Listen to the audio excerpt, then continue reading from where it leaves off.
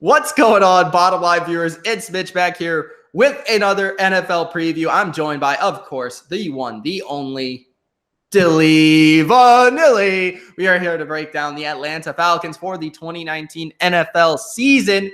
Team preview, prediction. We're going to give you our record near the end of the video. Gronk, spike the like button and comment below your opinion. Atlanta. Big questions going into 2019 because they were a team last season who many expected to make the playoffs. Now, I wasn't one of them. I will say that. I'm happy about that.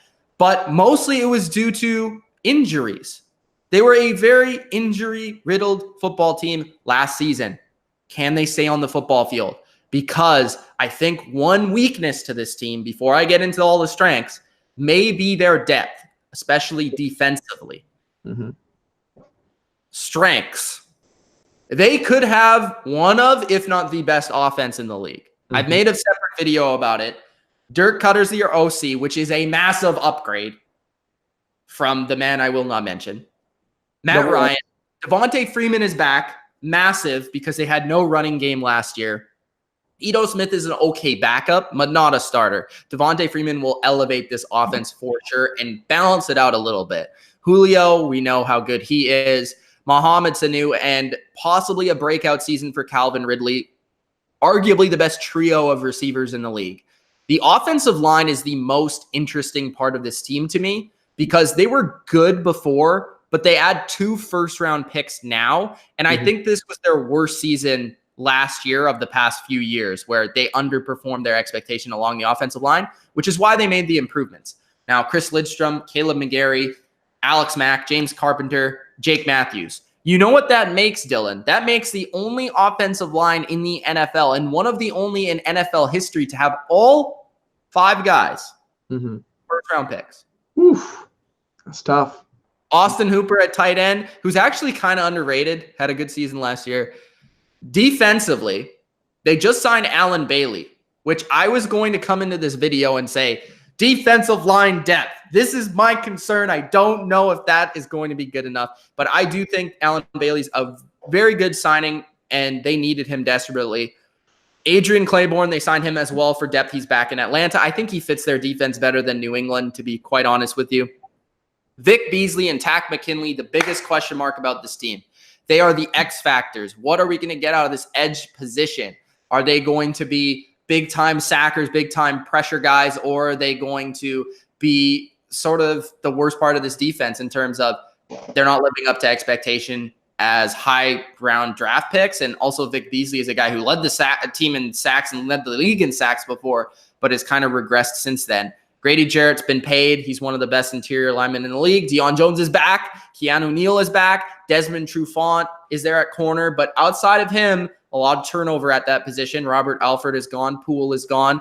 But they replaced him with Isaiah Oliver, who they drafted pretty highly last year. DeMonte Casey led the NFL in interceptions. Probably the most silent name, that you'll hear in terms of that accolade. Leading the league in interceptions, and probably most of you guys didn't know that, other than Atlanta fans. So, Atlanta, very talented team on paper. Dan Quinn, head coach, upgraded offensive coordinator. Do we see them going back to the playoffs in 2019? Dylan. This is an interesting one. I've got them at 9-7, which is okay. That's interesting. Which is just outside of the playoffs. I looked at their schedule. I looked at the team, and I was like, this is not going to be an easy stretch for them, but I really like the talent. Let's look at their schedule real quick because Mitch brought up the roster, so I'll bring that up second. They play Vikings at Minnesota week 1. That's a very interesting team. That's right around their same area in terms of what I think of tier-wise. And they play the Eagles and the Colts. You got to start off the season pretty rough there. Then they play the Titans, the Texans, okay. Cardinals, the Rams are still there. Seahawks, New Orleans, and Carolina. You'll have to play them twice. You'll get a win against Tampa Bay. San Francisco is another interesting team that I'll talk about later. And then we've got Jacksonville and Tampa Bay to end the season. So there are a lot of really good playoff contending teams that they're going to have to face. And a lot of these teams, I think, are pretty damn good, as we will talk about. So, they'll get a win here against a really good team, but they'll get a loss against another really good team. So it kind of evens out in that way. In terms of their roster, you brought it up. Julio Jones is amazing. We already know that. Calvin Ridley, I think, is ready for a standout season. He had a lot of touchdowns last year. Julio did not get that. Calvin Ridley did. I think it was more about the fumble concerns and about some other things. So if he can step it up in year 2, he'll have a great year. Mohamed Sanu is pretty good as well. Offensive line gets a lot better, as you brought up, with those 2 first-round picks. Matt Ryan had an almost MVP caliber season and had almost better stats than he did when he won the MVP, and nobody talked about it. That is one of the more underrated things that we talk about from 2018 because his team was so hurt and they were like, 6-10, something like that.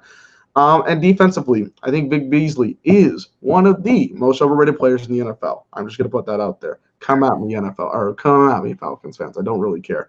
But there's a lot of talent that I do like. Deion Jones, I think, deserved that contract 100%. Desmond Trufant's really good. Keanu Neal is very good as well. And Grady Jarrett, if I didn't bring that up earlier. 9 and 7 is where I have them because, like I said, it evens out with how good they're going to be against really great teams here, and their division is extremely tough. It's one of those teams that has to, prove itself here. With somebody's got to win this division, and maybe one team's going to get a wild card. I don't know if 2 can get a wild card. So, Falcons 9 and 7. I like what they've got here, but just outside the playoffs for me.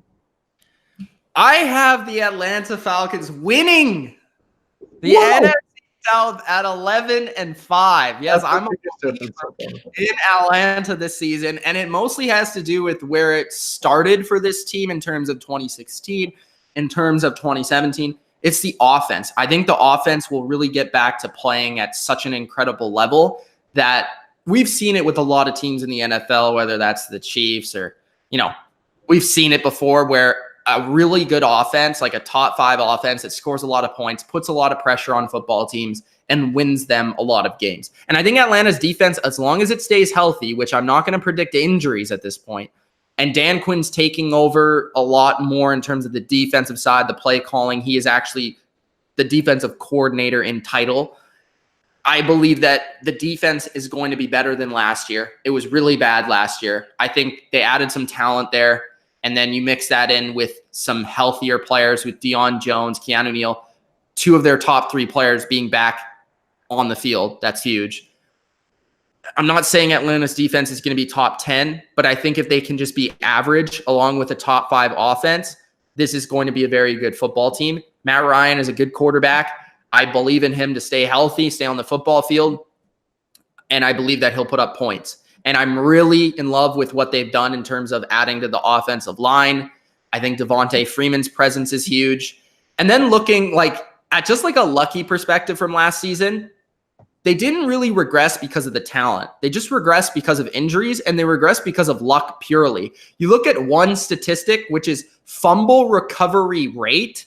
They were one of the worst teams in the NFL in that category. Just recovering fumbles. So this has to tell you that they were just an unlucky team last year, which is, in my opinion, a very good kind of idea that they will be back in 2019 as a much better football team with a much better record. I understand the schedule is difficult. I understand the division is difficult, but I do think that the Atlanta Falcons will rise up and win the division in 2019.